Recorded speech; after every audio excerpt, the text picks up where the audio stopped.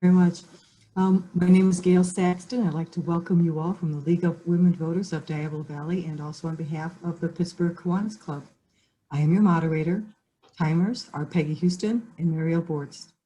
This forum is held to inform you about the candidates running for school board of the Pittsburg Unified School District. We have 5 candidates who are running for 2 seats. Candidates participating in today's forum and the order of candidate comments are Taylor Sims, Helio Moreno, Yesenia Roman. Not participating in today's forum is candidate George Miller and Michael Orlando. Today's purpose is voter education. The League is a nonpartisan organization, meaning we don't take positions on candidates or political parties. However, we do take positions on some issues. As a moderator, I neither live nor vote in this area. This session will follow a standard League format in order to best provide the fairness of a level playing field. Candidates will provide opening statements in the order in which I have introduced them. Candidates will then rotate through the end of the questions to closing remarks. Opening and closing statements are limited to 1.5 minutes each. After opening statements, we'll proceed to questions and answers, that segment of the program. Each candidate will have 1 minute to answer each question. Personal attacks are not permitted. Statements made about other candidates must be in the public record. If one candidate references another candidate, the candidate referenced will have an opportunity to respond. We will then move to closing remarks, which are limited to 1.5 minutes. Now we'll proceed with the participating candidates' opening statements. Remember, that is 1.5 minutes each. And Taylor Sims, would you please go first? Thank you so much for this opportunity. I greatly appreciate it. And good evening, Pittsburgh voters. Thank you for tuning in. Greatly appreciate you all. My name is Taylor Sims, and I am running for Pittsburgh School Board because I am very passionate about my community and creating change in our students' lives. I've been in Pittsburgh schools since I can remember. I went to Stoneman Elementary, Hillview Junior High School, Pittsburgh High School, and Los Medanos as well. I have 3 generations of Pittsburgh Pirates. My grandma graduated from Pittsburgh High. My mom, my aunties were deep in Pittsburgh for sure. I greatly appreciate the opportunity, and I'm excited for you all to get to learn a little bit more about me and my vision for our schools. Thank you. Thank you. Next is Helio Moreno. Helio? You're on mute. Yes, thank you. Thank you for putting on this forum. My name is Helio Moreno. I'm a Pittsburgh native, Pittsburgh High graduate, class of 1999. I'm a United States Marine Corps veteran. I'm also an attorney, and I'm a parent of 3 daughters currently in the district. I'm also an involved parent. For the past 3 years, I've been involved in several committees within the district. And one of the things I learned and really encouraged me to run is that I felt that we need more transparency, accountability, and equity in Pittsburgh Unified School District. And I really wanted to run for office so that I can make that change and provide a better education for all of our students. I really am excited to answer questions and really give the voters an opportunity to get to know me better. Thank you. Okay, next is Yesenia. Yesenia? Good evening, and thank you, Kiwanis and League of Women Voters for putting on this forum. My name is Yesenia Roman. I am born and raised in Pittsburgh. I graduated from Pittsburgh High School in '92, from LMC, Los Medanos College in '95, from San Francisco State in 1998. I'm a mom of 5. My oldest 2 children graduated class of 2018, class of 2020, and I have 3 children in the district. I have a pair of twins that are in 1st grade, and I have a son who's in junior high in 8th grade, and he will be at the high school next year. I chose to run because after numerous hours that I have spent in the classroom and on campuses at the elementary, junior high, and high school level, I noticed gaps, and gaps meaning services and programs that should be offered to help students be successful. I, as a mom, I've worked, and I have 17 years in disability rights experience. I was employed by Disability Rights California, California's largest nonprofit legal advocacy agency in my area was children and youth in low-income areas of need, and Contra Costa was one of those areas. So I chose to run because I want to help children believe, achieve, and succeed. Thank you. We will now move on to the questions. First responder is Helio. First question is, what are your top priorities for the Pittsburgh School District, and how would you work with the board to achieve these priorities? You're on mute. So thank you. One of my top priorities is to ensure equity in our district. And I think one of the first key things that we need to do is that we need to invest in early literacy. I think that's of the utmost importance. Research really has shown that if students haven't learned to read by the third grade, then that's the greatest indicator of high school dropout. I think that's extremely important. And the way that I would work with a board is really engaging to protect those programs and to expand them. For example, I think we need a more robust transitional kindergarten, early transitional kindergarten and early transitional kindergarten program. I think that that's key in order to start early with our students to make sure that they learn to read, and then also to protect positions like the early literacy coaches and then also librarians that really are key to helping our students read by grade level at third grade. That's what we need to achieve. It's the greatest indicator of high school graduation. And I think that's just the initial key to ensuring equity. Thank you. Next, Yesenia, same question. What are your top priorities for the Pittsburgh Unified School District, and how would you work with the board to achieve those priorities? My top priorities are communication, so that we can get more parent engagement. Right now, we don't have a lot of parent engagement in Pittsburgh Unified School District, and I think that's one of the main reasons why we have a lot of students who are not succeeding as they could be. The second thing that I would do is work on closing the gap between students. I think if parents get involved and they become a part of that village with the district and the teachers, we can help children learn better, achieve more. We can identify those issues that they need help with and get them the help that they need, and begin to close that gap with that standard that they have not met in several years. The third thing that I would like to ensure is accountability and transparency, making sure that every party involved, every stakeholder is being held accountable, and that they're being transparent to the community. Thank you. Taylor, you're next. What are your top priorities, and how would you work with the board to achieve these priorities? My top priority for the district is closing the achievement gap and the educational gap. Students of color are disproportionately referred, suspended, and expelled. And it is time for us to build upon the restorative justice student disciplinary policy and actually keep our students in the classroom so that way they are learning. And when I say build upon the restorative justice student disciplinary policy, that means adding more resources like mental health specialists, homelessness liaisons, having different opportunities for these students instead of simply suspending and expelling. Another one is also hiring more staff of color. I believe Pittsburgh, we have a very diverse community, and unfortunately our sites don't reflect that. And so I would love to see more people of color in higher positions at all school districts or all school sites. Thank you. Thank you. Next question. First person answering is going to be Yesenia. What is the COVID-19 pandemic's impact on the budget? Are there sufficient financial resources to provide the education students need? I don't think there's ever enough financial resources in public education.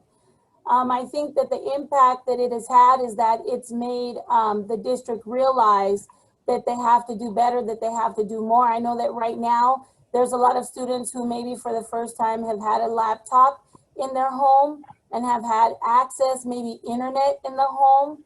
But I know it's also made parents be a little bit more engaged and has brought their attention to the fact of what the needs of their child, what the needs of their children are, and that they do need to be a participant. It's just figuring out that how to do it.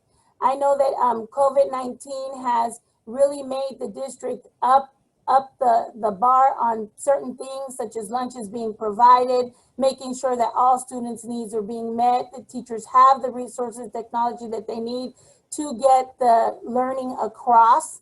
And so I think that that is, I mean, it's the impact that COVID-19 has had on public schools. It's made them step up when they maybe did not before. Thank you.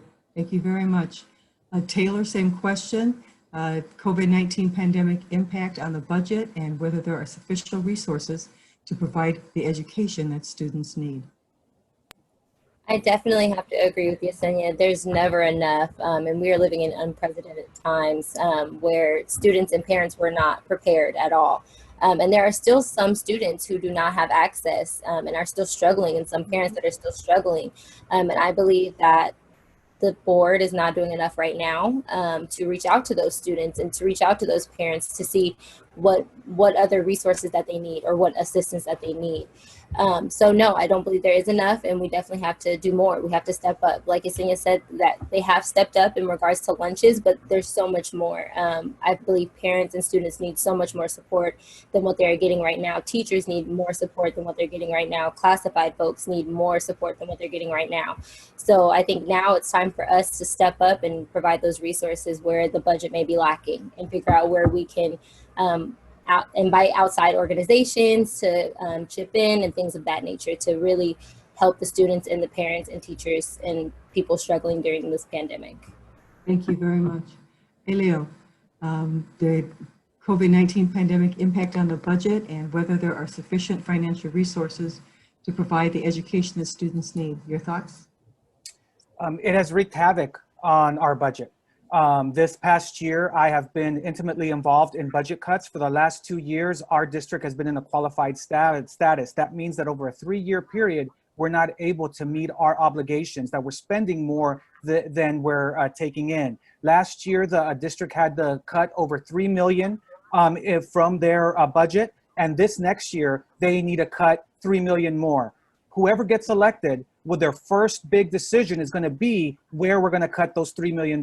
Even worse, the state budget has made deferrals on payments this year, which will not happen until spring. So that means that we have to take in loans that are going to have interest, that are going to even raise our costs even more. So as a board member, I have experience in dealing with those budget cuts this past year. I will dive into them to make sure that we're making cuts furthest away from the classroom and affecting our students, because those are some of the key issues that are affecting and the first thing we're going to need to deal with as board members. And I'm ready to do that on day one. Thank you.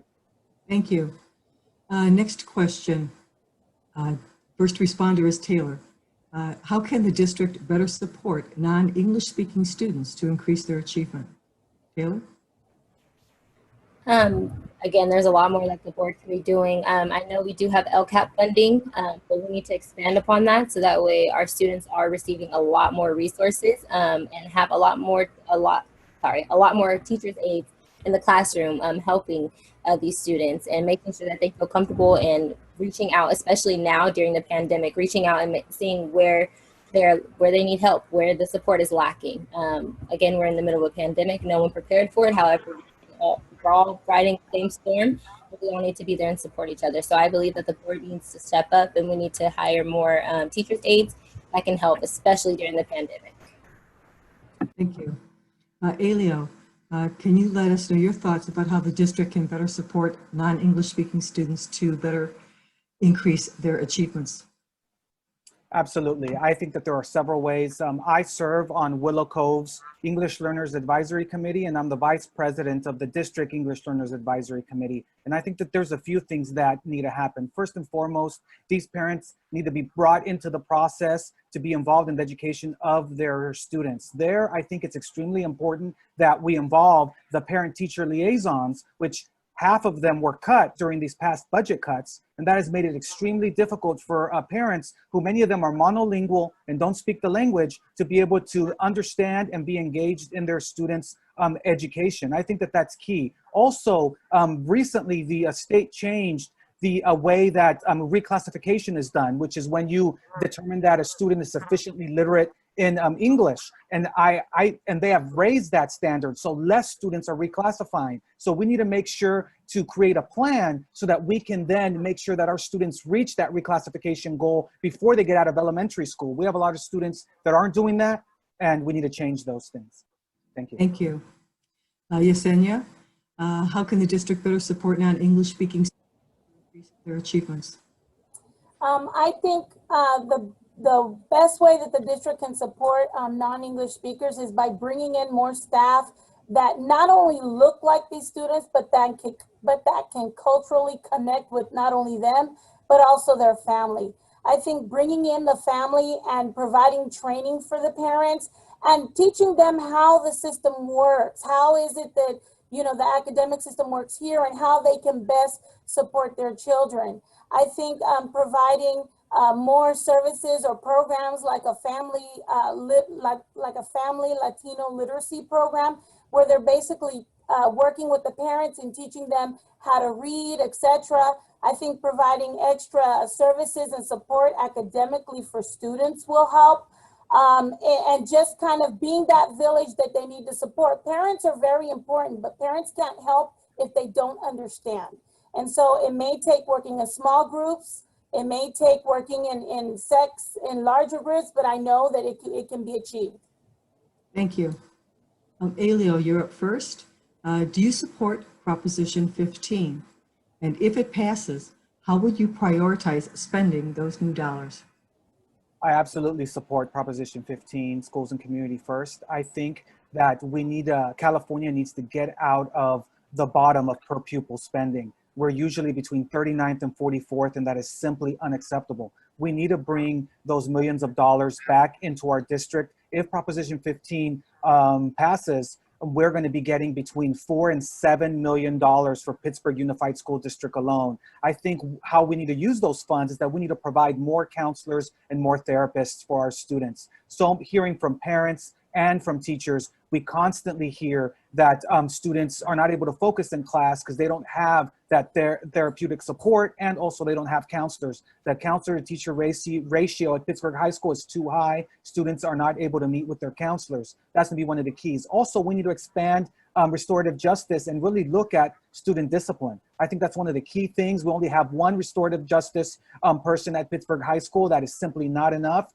We need to expand that program to really help our students. Thank you. Thank you. Yesenia, you're next. Do you support Proposition 15? If it passes, how would you prioritize spending those new dollars? I would like to see more services for students. I know that a lot of students struggle in different areas, some with learning differences, some with emotional issues. And so being able to identify children that have those issues, being able to bring in specialists that can provide those supports for them would make a great deal of change for those students. I know personally, I had a child that struggled with math, and when I requested that she be assessed, the principal sat across the table from us and told us that she was just lazy. And now that child graduated last year in the top 8% of her class, and she's at her first year of San Jose State. And all it took was me paying attention and advocating for those changes, those differences that she needed in order to learn. Thank you.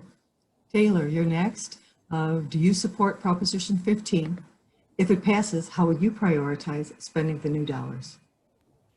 I 100% support Proposition 15, schools and communities first, because it will definitely bring the money that we need into our schools. Like Helio said, we've been in the red for about 2 years now. So having that money will keep us from cutting teachers, from cutting classified staff, from cutting all of the amazing people that are already in our district.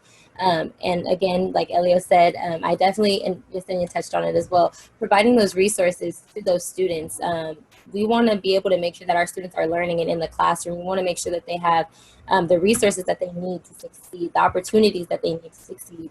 I would also like to add CTE courses and life skills courses into the curriculum, as we know that all students, don't choose college as their path, and we need to provide them with opportunities and resources to where they can succeed in life and survive, actually, even if they decide not to go to college, and giving them the tools to become active citizens in our society.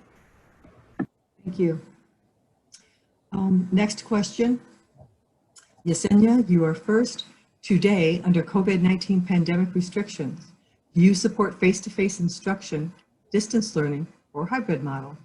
How will you ensure all students have access to the technology and resources they need for distance learning? Well, right now I support distance learning, and then when it's safe, face-to-face. I know that it's very difficult for some families. I know I have a child that's still struggling with it, but I think that until we know that it's safe for everyone, we need to continue on the distance learning. The way that I would handle making sure that everyone had what they needed is checking in with each family and seeing what it is that they have, what it is that they don't have. How can I support them in getting what it is that they need in order to make distance learning successful as it can be until they're able to meet face-to-face. But I think that until we know that it's safe, we should follow the guidelines in distance learning until we can go face-to-face. Last I heard, we may go back to school in January. And so it's exciting to see, but again, I want to be sure that everyone is safe. Thank you. Taylor, same question. Do you support face-to-face instruction, distance learning, or hybrid in this new COVID-19 model? And how would you ensure that students have access to the technology and resources they need for distance learning? Very similar to Yesenia, I do not support face-to-face learning until it is 100% safe for students, because we don't want to risk any families or any teachers or classified folk getting sick. Our students are, our future, so we don't need them to be affected by or not affected. Everyone's affected, but not contracting the virus. The coronavirus is not going to go away, so we have to find a way that is safe for everyone to return back to school. The safest option, I would definitely look into that when I'm on the board. And to get the resources, like Yesenia said, we have to talk to parents, see what they need, what support they need. And then for me, I'm actually very well connected into the nonprofit world and organizations. And so I would definitely be looking into organizations that can provide wireless internet and the access and resources to students and parents that are in need still. Thank you. And Helio, same question. Which model do you prefer most support during the COVID-19 pandemic restriction, face-to-face, distance, or hybrid? And for the distance model, how do you ensure all students have access to the technology and resources they need? Yes, so I as well also fully support remaining in distance learning until it is completely safe to go back into the classroom, into a hybrid model, both safe for teachers, staff, and for students. I think that's very, very key. But we understand that distance learning is not ideal. There's a lot of students that are falling behind, and we need to do our best to address those issues. As I've said, even before we began this year, one of the things that the district needs to do is that they have to have a system to request consistent feedback from parents about what is going right and what is not going right with distance learning. And recently they did a survey, but towards the end of the survey, only 68 participants had answered. That is simply not sufficient in a school of over 10,000 students. We need more. Also, we need to start creating a plan in order to make sure that our most vulnerable students, like special education and English learners, are not falling behind, because they are the ones that are struggling the most to learn in this environment. And we need to make sure that they have an equitable education. Thank you. Okay, thank you. Taylor, you're first up for this next one.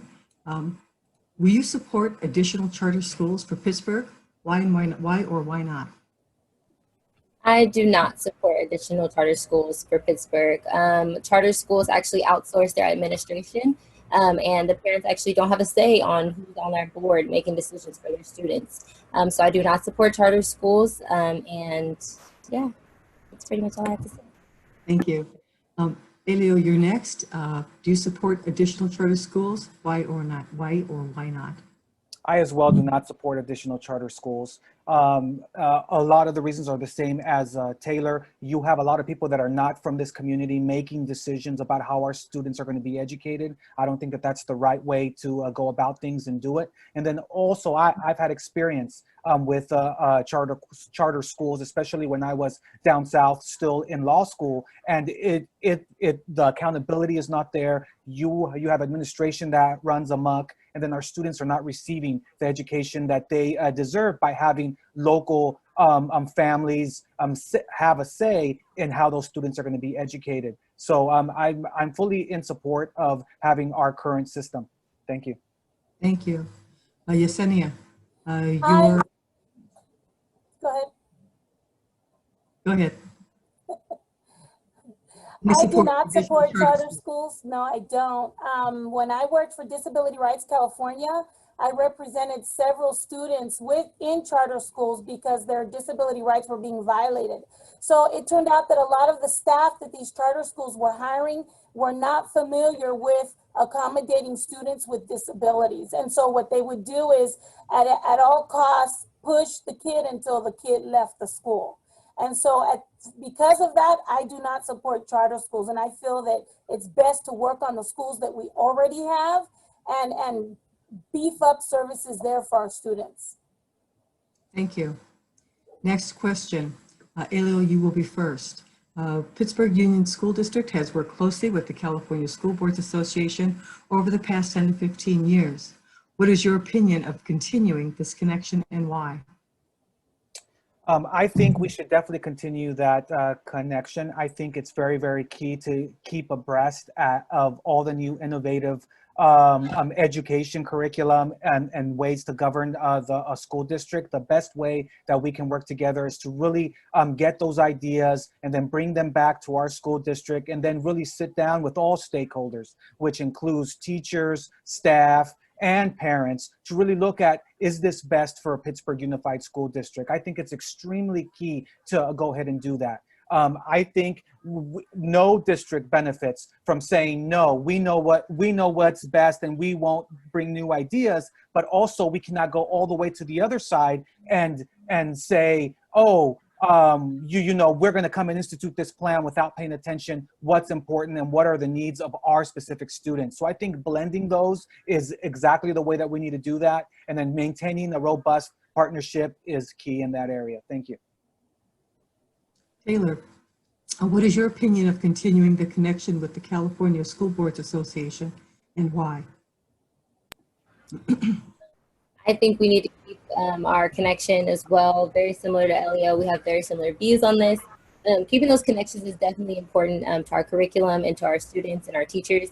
And right now, unfortunately, we can't, afford to lose any connections that we have, especially right now. Like I said, we're all weathering the same storm and we all need to be in this together. So I definitely think it's very important to keep that relationship going and to actually build upon that relationship. Okay, thank you. And Yesenia, what is your opinion of continuing the connection with the California School Boards Association and why?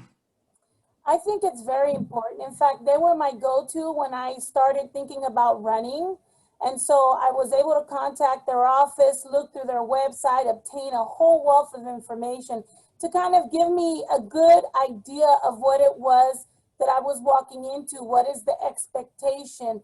What are the guidelines? And there's a ton of information and guidance that they can provide to the board. And so I think it's best that we do keep connected with that office. Thank you. Next question, Taylor, you'll be first. What does it mean to you to have a commitment to diversity and inclusivity? And how would you apply that in your role on the school board? I think it is very important. I myself as a Black woman, not having people on this or in the schools that looked like me was actually very disheartening. And I'm hoping to actually build upon our diversity in our schools by hiring more people of color, as well as helping implement K through 12 ethnic studies. There is an amazing group called the Pittsburgh Educators for Racial Justice that is fighting for this in our school district. And it is very important that students see themselves not only in their curriculum, but on their school sites as well. So that way they can relate culturally and they have someone that they can actually look up to. I myself had a teacher that looked like me in high school, and me and her are still very well connected to this day. I call her Mama Jenkins. She's been an amazing motivational and inspiration in my life. So I think it's very important that students see themselves on their site and in their curriculum. Thank you. Yesenia, what does a commitment to diversity and inclusivity mean to you, and how would you apply that in your role as on the school board? Well, I would continue working and advocating for ethnic studies. I think that, within the district, ethnic studies will not only help students, but it will also help staff. I think implementing a diversity hiring plan. I know that the district is pushing to hire more people of diverse ethnicities right now, but my issue is that it's not just hiring people that look like the students, it's hiring people that can culturally connect and in many cases speak the language. It makes all the difference. I know for me, it was a program at Los Medanos with Francisco Torres called Avance. It was like a Puente program. And that is what saved me, I should say, because really I had no plan on going to college. But because of that program and because of the mentoring and guidance they gave me, I succeeded. And that's what I plan to push if I were elected to the board. Thank you. Helio, the commitment to diversity and inclusivity, could you please discuss what it means to you and how you would apply it in your role on the school board?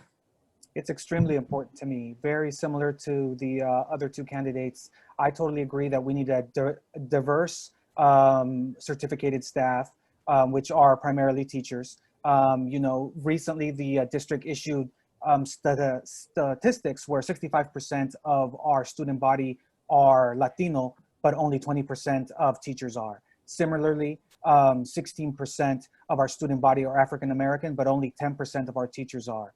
While 5% of our student body are white, 55% of our teachers are. Research really shows that when students have role models that look like them, they succeed at much higher rates. I also fully support ethnic studies. Again, we need to celebrate the diversity here in Pittsburgh and really celebrate where everyone comes from, because that's really gonna provide self-esteem to our students and make them see, you know, I've contributed. People like me have contributed, so I can too. And then that'll lead to their success. Those are the two keys.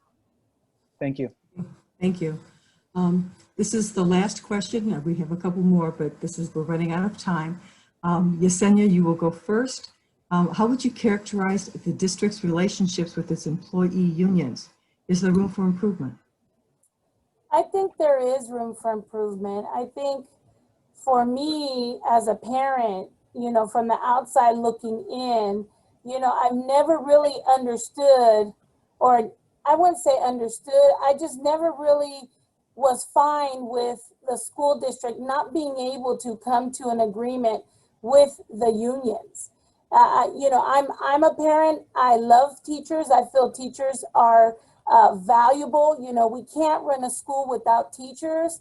And to see them at times picketing for the most simplest things or walking the line for the most simplest things, it's been hard for me as a parent. And that's one of the things that I would like to also work on if elected to the board. But I don't think it has such a good relationship. I think it could have a better relationship. There's always room for improvement in everything. So that's true.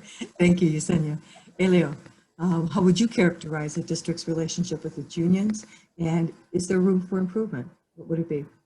I think there's definitely room for improvement. I think that two of the key things is transparency and then also listening. Making sure to not only listen, but to meaningfully consider the opinions of our unions. I think that those are two of the key things that lead to the animosity that Yesenia just spoke about. A lot of times what ends up happening is that we have a lot of our teachers and classified staff that feel that they're not getting all the information that they need in order to believe that the district is negotiating with them in good faith. I think transparency is key. And then likewise, also when people are at the table and they're providing ideas, not being dismissed out of hand is key. We need to make sure to not only listen, but to meaningfully consider those suggestions that all of our unions have. And then if you're gonna go another way, you need to be prepared to explain in detail why you're making the decision that you're making. Again, leading to transparency. I think that's very key. Thank you. Thank you. Thank you. Taylor, if you could characterize the district's relationships with its employees and the improvement that may or may not be needed. Yes, there's always room for improvement. I believe that, like Yesenia said, that teachers should not be having to fight for the littlest things. Teachers are not paid enough, as well as our classified folks. They're not paid enough, and frankly, they're not respected enough. We need to really show our teachers and our classified folk that we respect them, we love them in this community, because we are a prideful community, that they are valuable to the students' education. Teachers and our classified folks are just as important. So for them to have to fight for little minuscule things, we really need to step up and show them that they're a value to our community. And yes, there's always room for improvement, and our unions and our district really need to work together on that. And I believe that we can really progress with me on the board. We can really progress those relationships and improvement. Okay, thank you.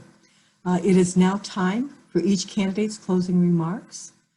We are going to start with Taylor. Could you please provide us with 1.5 minutes of closing remarks? I first want to say thank you very much for this opportunity. It has been great having the audience and everyone get to know me better as a candidate. I am very young, but I believe the youth's voice is missing on the board. I do not have kids in the district, but I do have siblings that I am here with every day, helping them with their homework and helping them with distance learning. So I see the struggles that are happening, as well as me being young. I also have the most recent PUSD experience. And so I can definitely build upon my experience as well as talking to my peers. And so I just want to say thank you for this experience and thank you for this opportunity. A vote for me is a vote not only for your child's future, but for your child's voice. Thank you. Thank you. Yesenia, your closing remarks, please. Turn on your mic. I always forget about the mic.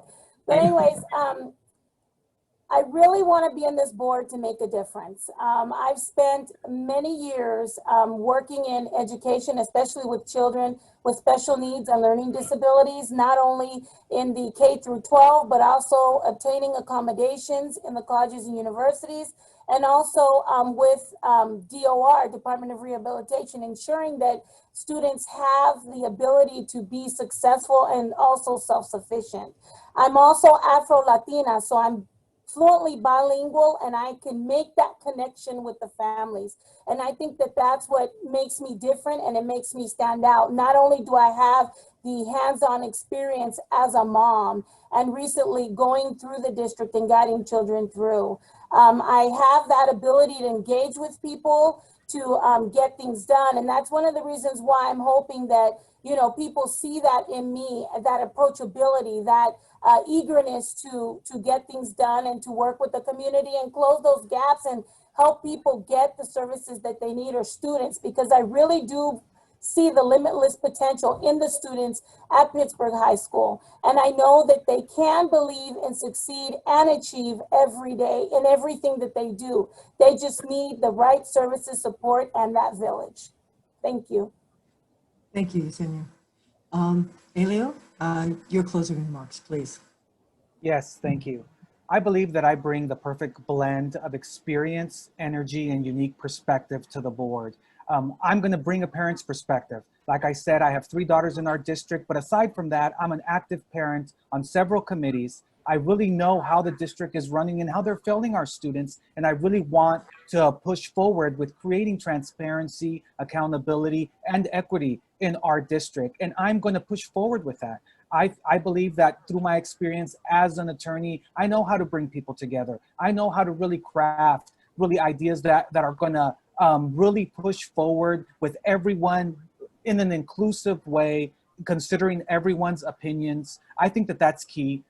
One board member is just one board member. you need 3 votes to make decisions. And really that requires compromise and really providing a key explanation for everything that you're going to support and why you're supporting it, to really convince others and bring people together. I think that that's key. That's experience that I have and that I want to bring forward. Also, I've been volunteering in this community for years. I'm the volunteer board member of Future Leaders of America, which is a youth leadership development program. And one of our keys and how do we create leaders? We teach them self-esteem. That's key. They have to believe in themselves. And that's something that I'm going to bring on to the school board and really create those partnerships to provide our students that holistic education. And that's why I ask for your vote beginning now or in person on November 3rd. And thank you to Kiwanis and to the League of Women Voters for this opportunity. Thank you. I would like to thank Taylor Sims, Helio Moreno, and Yesenia Roman, who are running for trustee of the Pittsburgh Unified School District, for participating in this forum. I'd also like to thank the Pittsburgh Kiwanis Club, who sponsored this presentation. For further information about candidates, issues, and voting, please refer to cocvote.us, ccclib.org, or votersedge.org, which is the League of Women Voters site. All 3 sites have a wealth of information to help you better understand the issues before you. Lastly, to all the viewers, please be sure to vote by November 3rd. Thank you. Thank you very much, Gail. And thank you to the League of Women Voters for moderating this. I want to also thank all 3 candidates. It was very informative.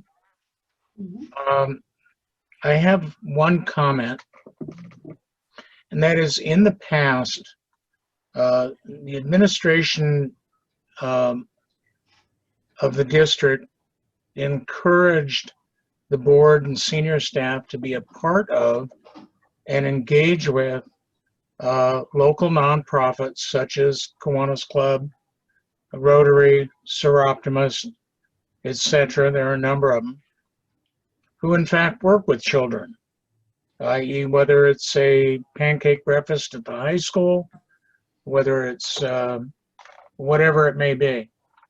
That is no longer the case, unfortunately. And just as a real quick, what would you propose and how would you change that? I think you need new blood like any one of us 3 on that board. If all 3 of us could be on that board, for me, it would be a perfect combination. But unfortunately, there's only 2 seats.